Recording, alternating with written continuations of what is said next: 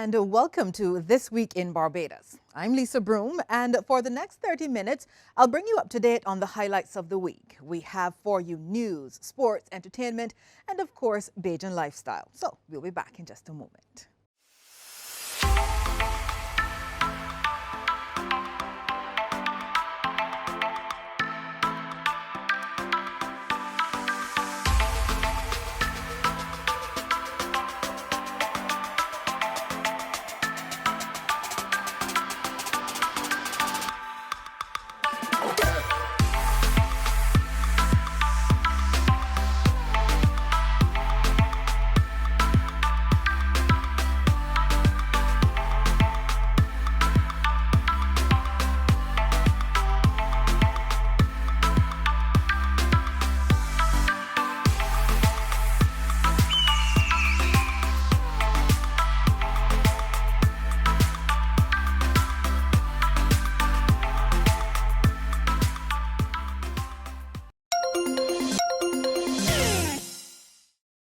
Well, the world's leaders gathered in Glasgow to talk all matters related to climate change at the much-anticipated COP26 conference. Barbados' Prime Minister Mia Motley was among them, and she laid her cards squarely on the table. In a short but powerful message, Prime Minister Motley called for urgent action to address the climate crisis. Charging that climate finance to small island developing states declined by 25% in 2019, Prime Minister Mia Motley told world leaders their failure to provide critical financing is both immoral and unjust. She says even with increased mitigation commitments by countries, the world is still likely to see a 2-degree rise in temperatures. 1.5 is what we need to survive. 2 degrees, yes, SG, is a death sentence for the people of Antigua and Barbuda, for the people of the Maldives, for the people of Dominica and Fiji, for the people of Kenya and Mozambique, and yes, for the people of Samoa and Barbados. We do not want that dreaded death sentence. And we've come here today to say, try harder, because our people, the climate army, the world, the planet, needs our actions now, not next year, not in the next decade. Prime Minister Motley says in the past 13 years, the central banks of some of the wealthiest countries invested trillions of dollars to increase their supply of money. She believes these funds could have been put to better use. Had we used that 25 trillion to purchase bonds, to finance the energy transition, or the transition of how we eat, or how we move ourselves in transport, we would now today be reaching that 1.5 degrees limit that is so vital to us. I say to you today in Glasgow that an annual increase in the SDRs of $500 billion a year for 20 years, put in a trust to finance the transition, is the real gap, Secretary General, that we need to close, not the 50 billion being proposed for adaptation. And if 500 billion sounds big to you, guess what? It is just 2% of the 25 trillion. Stressing that leaders must not fail those who elect them, the Prime Minister says the pandemic has taught the world that national solutions to global problems do not work. Well, Ms. Motley's message resonated across the globe, with major media houses, including the BBC and Al Jazeera, using extracts for their newscasts and also seeking her out for interviews. Well, she sat down with CNN's Christiane Amanpour, and we'll bring an edited version of that interview later on in the program. Well, that push for climate financing to be taken seriously has been taken up by the church in the UK. The Very Reverend Dr. Robert Willis was moved by Prime Minister Motley's speech and message. And during morning prayer from the Deanery Garden at Canterbury Cathedral, he said the warnings of climate change are there, noting that rich nations must help those deemed poor in the fight. It's one thing to say we must all do this. It's another for each nation to count the cost of what that means. On Monday, at the opening session of COP26, there was a speech given by Mia Mottley, the Prime Minister of Barbados, and we've attached the link below in case you didn't see it. A very powerful speech about what it meant in places that are threatened very quickly by the rising of oceans and these storms which are being gathered by the fact of instability in the climate. And Dean of the Cathedral of St. Michael and All Angels in Barbados, the Very Reverend Dr. Jeffrey Gibson, said it was remarkable for a religious leader to laud a political leader, especially given the correlation between the church and societal issues. It's, to me, quite remarkable that the speech given by a political leader in a political context, in the sense of the meeting of world leaders, would attract the attention of the Dean of Canterbury Cathedral. The entire universe is part of God's creation. And religion, in this case, the Christian religion, cannot be divorced from what is happening in the environment. While the Prime Minister continued to urge global leaders to engage in a more meaningful way in the fight to avert the worst implications of climate change, we now look at the impact of climate change on Barbados, as Barbadians have already begun to feel the effects. While the fight to stem the tide of climate change has been renewed by the COP26 summit, experts fear worst-case scenarios are already upon us. Global inaction to curb carbon emissions has put us on a path to be in a warmer climate by at least 1.5 degrees, and the experts are warning now is the time to act. So, for example, sea level rise is already changing and expected to reach or exceed 1 meter by the end of the century. Air and sea surface temperatures are also on the increase within our region, and we're also seeing and expect to see more of record-breaking hurricane seasons. The warming air and sea surface temperatures have also impacted a critical avenue for food and nutrition security in Barbados.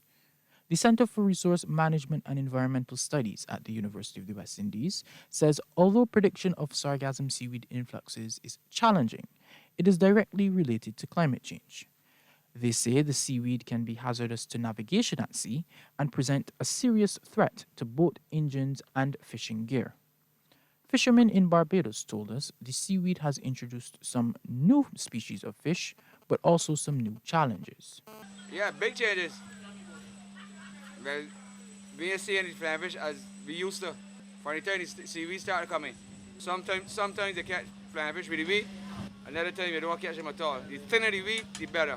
But out there now, change. You ain't really getting fish like you used to. You know, out there make a big change. One day we going from here, back off of the hill, then just let 2 or 3 miles and catch flyfish. Now you gotta go all up and see, that's 200 miles to get flyfish and all kind of thing. So that's directly where it is. It's a climate change thing. Despite the seaweed's menacing nature, the Cave campus of the University of the West Indies has been developing some innovative uses of the seaweed. One such venture being undertaken is the Yui Rum and Sargassum project. A quarter of Barbados' national fleet by 2030 can be converted to all-electric vehicles, and that the balance can be powered with biomethane generated from sargassum and wastewater produced by our rum industry. The Rum and Sargassum project will utilize projects indigenous to Barbados, the local rum distillery waste, fresh sargassum seaweed, and, as the accelerant, manure from our local blackbelly sheep. And This Week in Barbados continues in just a moment.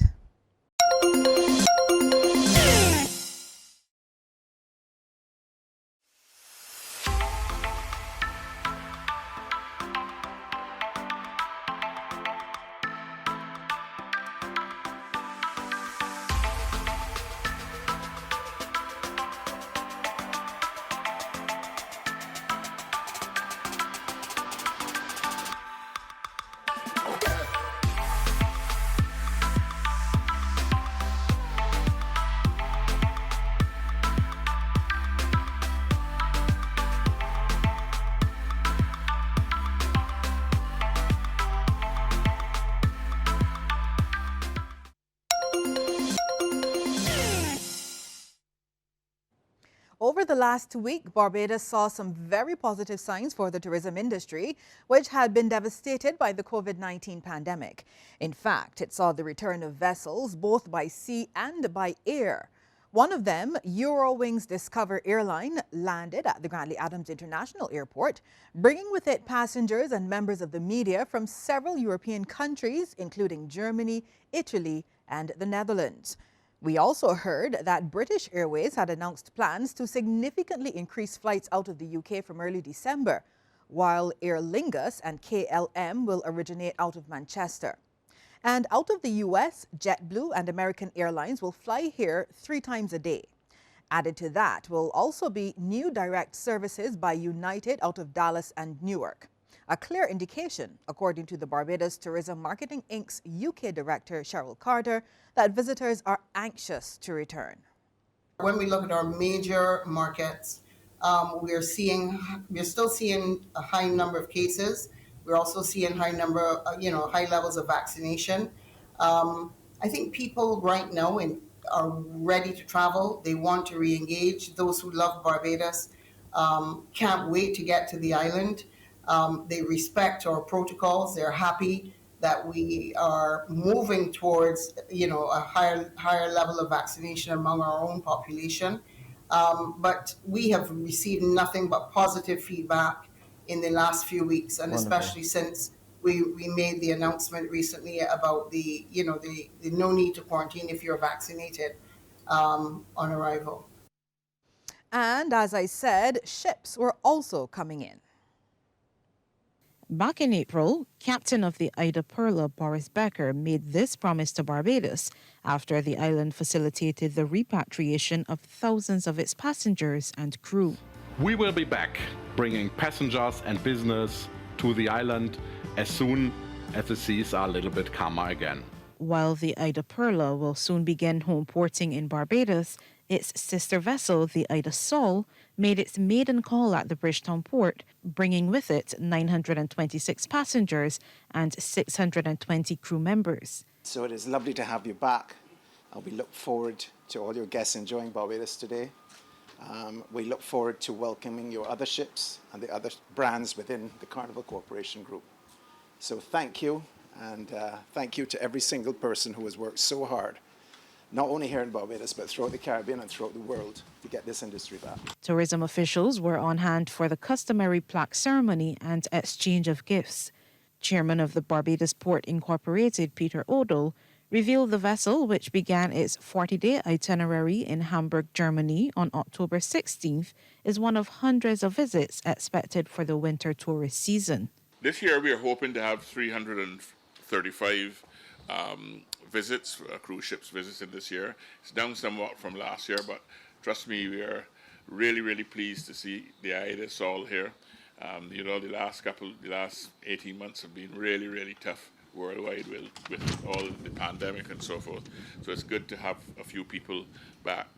I understand that your ship is especially focused on attracting the young and the active guests for the German market, and you can accommodate normally 2,198 passengers in 1,096 cabins. And Captain Jörg Miklitzer says it's an emotional moment for crew to welcome guests after 15 months. We are happy to be here.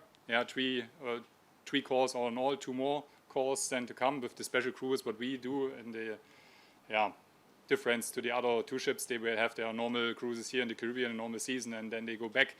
We do a specific cruise for all the passengers who don't like to fly far distances. We bring them from Germany over the Atlantic, and then with some nice ports in the Caribbean, a nice round of the Caribbean, then back, for this case in time for the Christmas time, to be back in Germany. According to the company's website, the Ida Perla will begin a 2-week Caribbean cruise from Barbados on November 18th. Well, November is special for Barbados. It's when we mark our independence. And the celebrations usually begin with a ceremony to light up the island. Every year, officials flip the switch, marking the start of independence celebrations and signaling it's time to turn on the lights on government and private sector buildings, schools, individual homes, and even the island's roundabouts are beautifully lit up. Well, this year's ceremony was held right here on the grounds of the Caribbean Broadcasting Corporation. Acknowledging that things are a bit different this year, Community Empowerment Minister Dwight Sutherland said despite the many challenges, recognizing our culture and heritage reminds us of the many blessings for which we have to be thankful. Minister Sutherland noted the lights signify the hope and blessings of the nation. These lights should also be seen as the epitome of our independence, inspiring us to fight against ignorance, crime, unemployment, conflicts, divisions, disease, corruption, injustice, and inequality, and the various problems that confront our people, both individually and collectively. Let us therefore grab each opportunity to promote the positive. And whilst we will not bury our heads in the sand, I'm advocating that we convert negatives into opportunities for learning and towards the growth and development of our people and our country. It's time for another break, but we'll have more this week in Barbados in just a moment.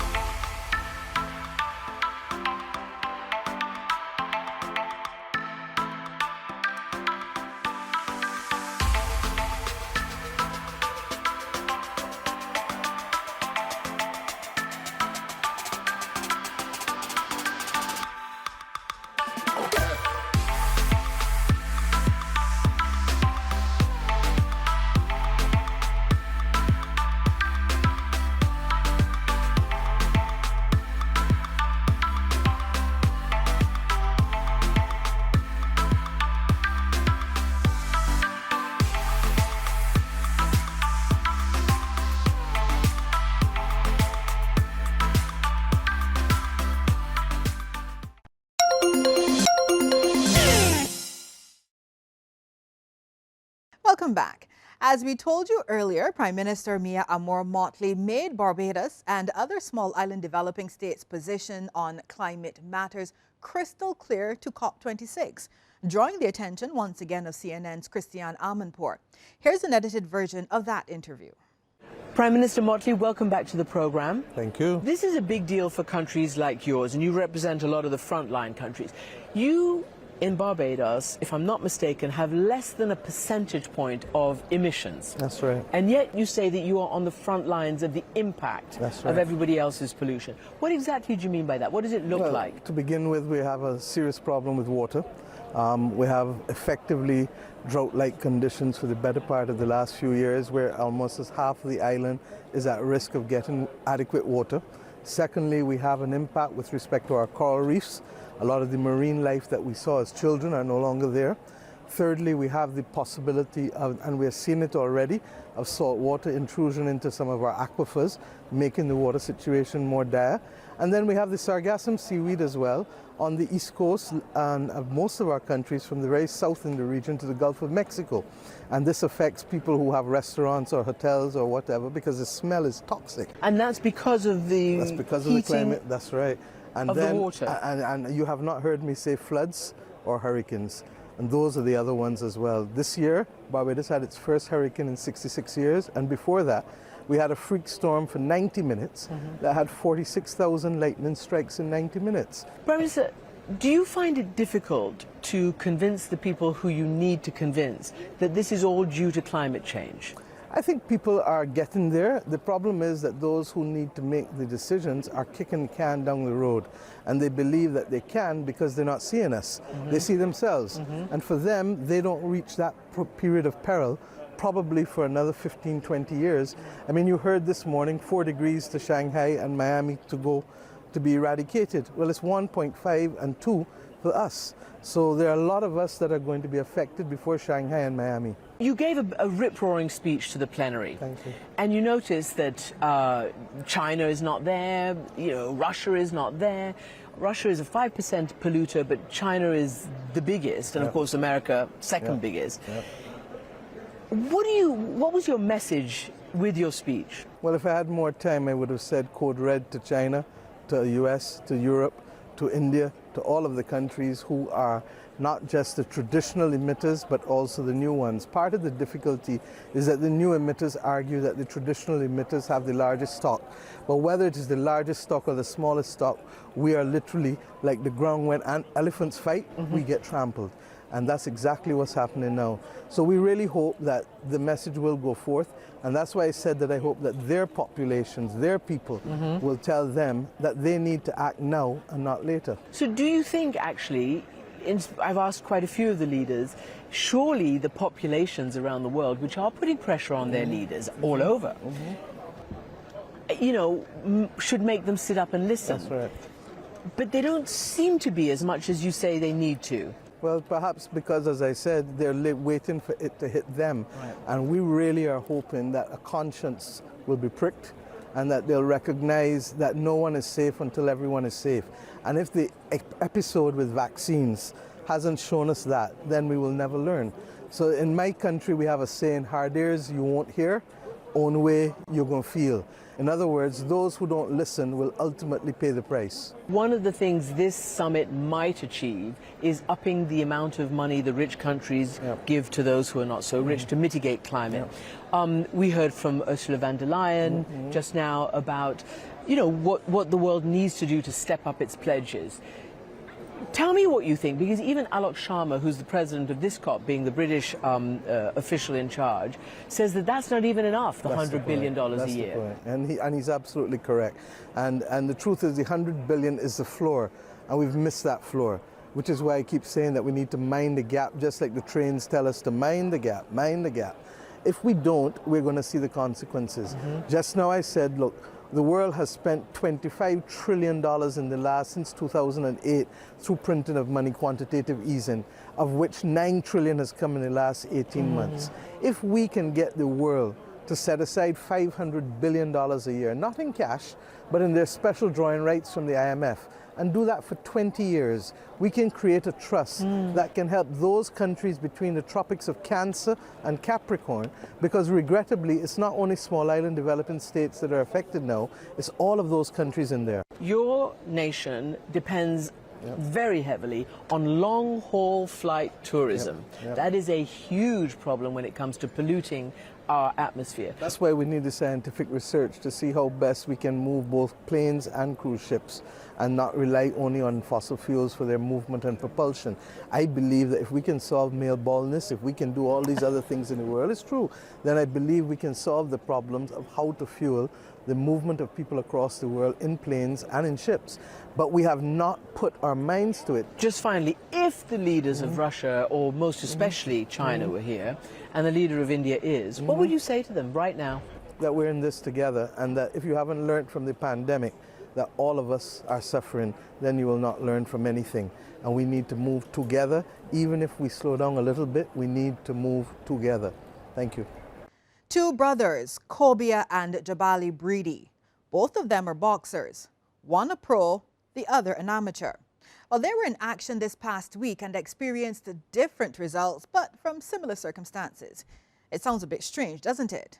Well, our Mark Seal explains. First in the ring was older sibling Kobia Breedy. He was fighting for the World Boxing Council's Continental America's Featherweight Championship in Washington, D.C. The encounter was, however, anticlimactic, as the fight against Ugandan Suleiman Sagawa ended due to a technical no decision. Sagawa was unable to continue due to an accidental headbutt from Breedy in the second round. The fight needed to have reached at least 4 rounds for a result to be possible. Now there'll have to be a rematch. Over to the other brother, Jabali, who was competing at the IBA Men's World Boxing Championships in Belgrade, where there was also a headbutt. But this time, the Barbadian was the victim. First, he won his opening 2 fights, with the first against Nandor Sokoka of Hungary in the bantamweight 51 to 54 kilogram category. The judges awarded Breedy the contest 4-1. However, in the quarterfinal, Jabali lost to Tomiya Soboi of Japan 5-0.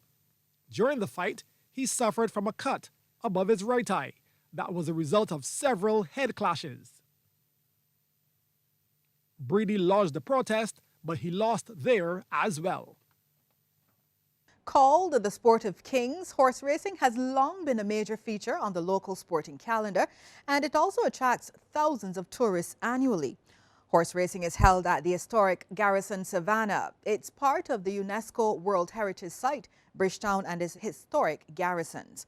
But beyond horse racing, the Garrison, located just outside of the capital Bridgetown, is the site where the nation Barbados was born symbolically.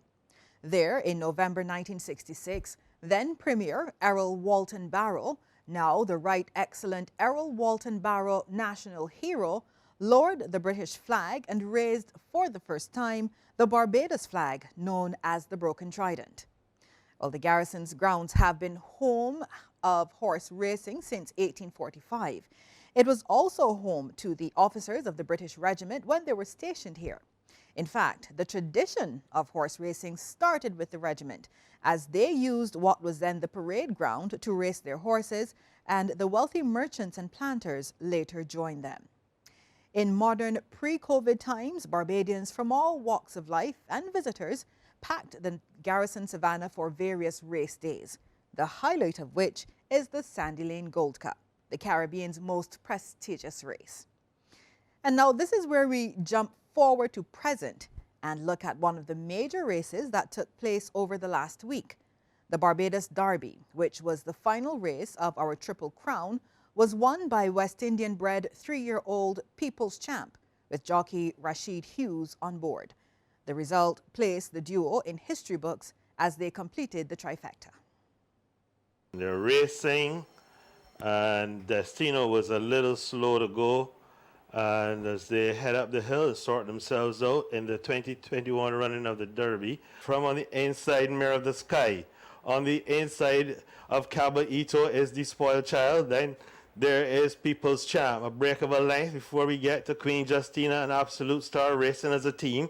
Then there is a break of a length and a half to Rachel. Then on the outside of them going up is Tudor Rose. Basil de Gal, Sarah has dropped away meekly. The opening quarter, 26 and 3. The half mile, 51 and 2, 6 and 1, 18 and change.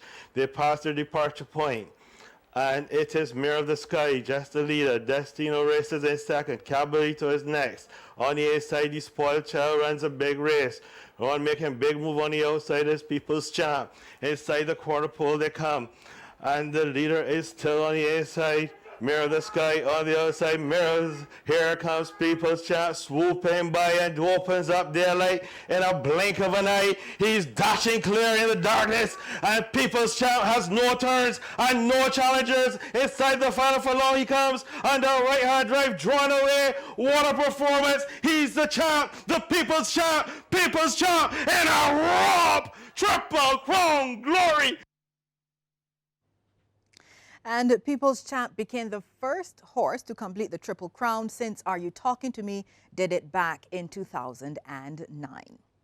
And it was a pleasure bringing you the news and interviews of Barbadians who made the headlines. We'll be back again very soon with another week in Barbados. I'm Lisa Broom. Thanks for tuning in.